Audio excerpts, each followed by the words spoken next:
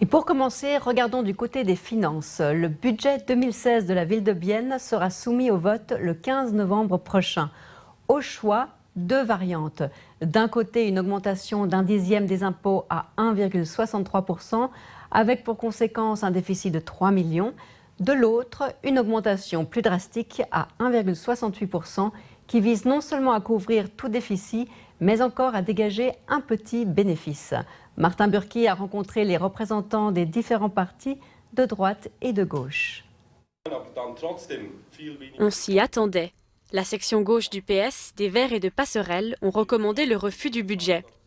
Lors de la dernière séance du Conseil de ville, ils avaient déjà exprimé leur grogne face aux deux variantes. Une prise de position que l'Alliance rouge-verte a encore renforcée vendredi. On dit non au budget, car dedans il y a des déductions inacceptables dans des domaines comme la culture, le social, les animaux. On ne peut pas soutenir ça. La gauche a reproché à la droite de faire peu d'efforts pour trouver un compromis, alors que l'UDC parle justement de budget compromis. Pour elle, il est cependant clair que la variante numéro 1 est la bonne. C'est un budget de compromis, tout à fait. Nous avons supprimé, nous avons consenti à ne pas intégrer des mesures d'assainissement qui dépassaient le programme d'assainissement durable des finances. Vendredi, on assistait à ce qui s'apparente au coup d'envoi de la campagne.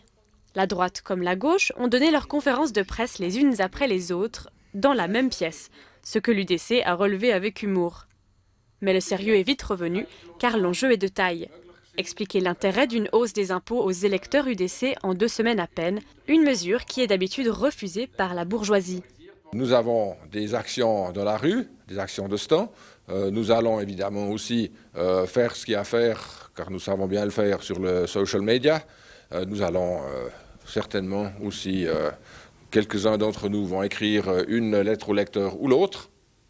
Donc voilà, et parler avec les gens dans la rue, c'est ce qu'ont vont faire tous nos partenaires du centre droit également. Un instrument qui est aussi employé par la gauche. Et par là, elle détruit naturellement l'argument de son opposant. Pour l'UDC, un refus de la gauche équivaut à un autogol, car une ville sans budget ne peut fournir de mandat de prestation et ne peut donc plus soutenir d'institutions socio-culturelles.